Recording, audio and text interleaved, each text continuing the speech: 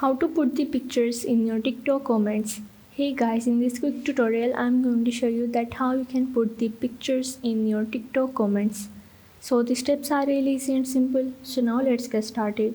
So first of all you have to open up your TikTok application, and here you have to select the video or the picture in which you want to add the picture comment, and you just have to go into the comments.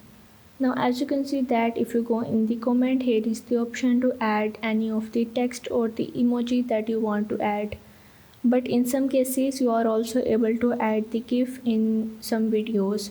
But the TikTok doesn't give any option yet to put the pictures in your TikTok comments. So you are not able to put the pictures in your TikTok comments, but you can put any of the text, emojis or any of the GIF that you want to add. So if this video helped you out, make sure to like and subscribe the channel, and see you in the next video.